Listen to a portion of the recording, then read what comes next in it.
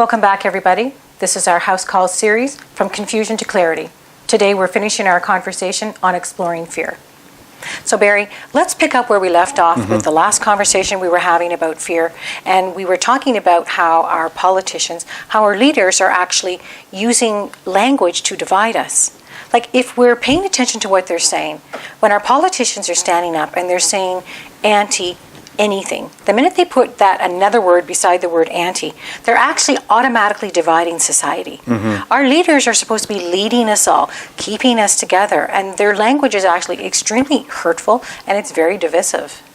Yeah, there's been a lot of fear generated, which seems odd because all of us, I think, have enough fear of the virus in terms of affecting our health and our lives of ourselves and our loved ones. And a lot of us, of course, have had fears of losing our jobs or our businesses. Yes, yes. You know, we always think that there is only one thing to fear, which is the virus itself, right?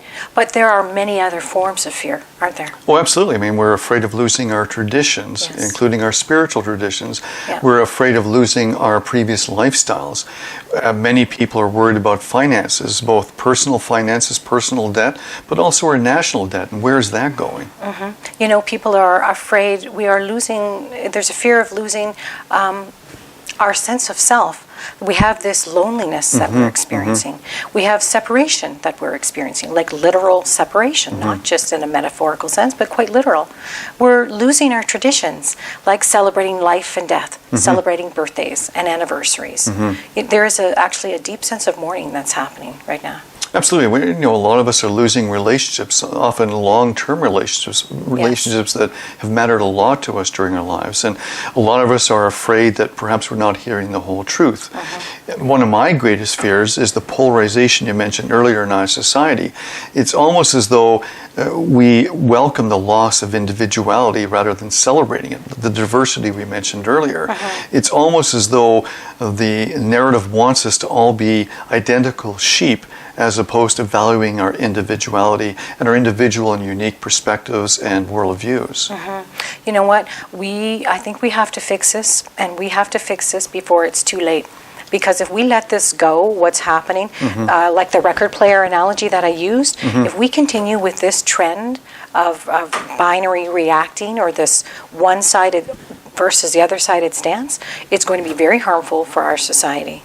Yeah, I've heard so many people on both sides talk about using the war analogy, like we're at war with each other. That doesn't make sense. I mean, at some point we're going to have to carry on when COVID is finally done and march together forward as a nation, as a community. And this war analogy and this political rhetoric is not going to help us with that. You know, I like that you mentioned the word war, because if we think about fear sells. And so does war. War is a big business. Fear is a big business. You think about the amount of money that's been generated over, like, the signage in the stores, the, what do you call it, the plexiglass that people are using, the gloves, like the PPE equipment, the masks, now these vaccines. This is big business that we're talking about here. Yeah, and I think we have to recognize that our society, even prior to the pandemic, tended to be very adversarial in nature. Our political system is very much one party against another. Almost in principle, they can't agree with each other. Our legal system is very much the prosecution against the defense. We tended in our society, and still do, to use debate. And debate, it's you say X, I say anti-X, we fight amongst ourselves, one of us wins, one of us loses. Well, that's a zero-sum game, as opposed to dialogue where you'll have position A, I'll have position B, we take the best of both and come up with position C, which is better than either one of them alone, and that produces something beyond the zero-sum game of debate. I think because we have debate, and we should be talking, like we said, to dialogue, but what's worse now with the debating is there's no debate on many of this. There's complete silence. Like, that's extremely dangerous. Well, it is, and I think we have to get back to a point where we respect each other enough to listen and to genuinely try to understand, because the truth is we all have the same desires for our lives. We want to have health, We want to have a life. We want to have freedom. We want to have meaning and purpose in our lives. We want to have relationships that matter to us. We all want to be loved and to love in return.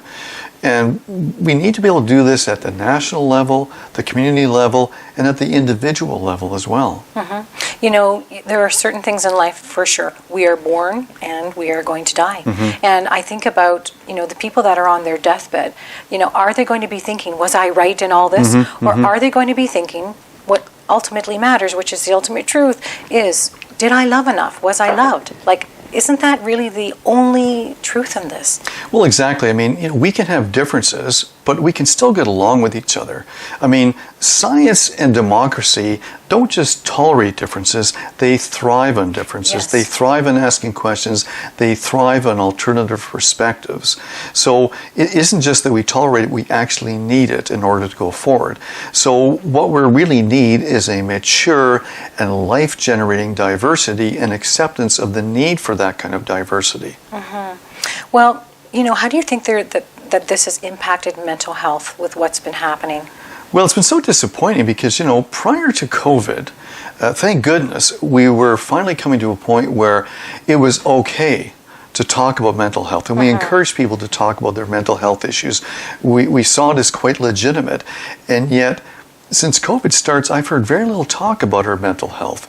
What has the pandemic and the pandemic measures we've instituted done to our depression and to our anxiety, short term but also long term, particularly for children who are in those very vulnerable, impressionable developmental years? What's that going to do to them? Well, you know, you've probably read the study that suicide attempts in children has gone up by 50%. Like 50% suicide in children is unthinkable.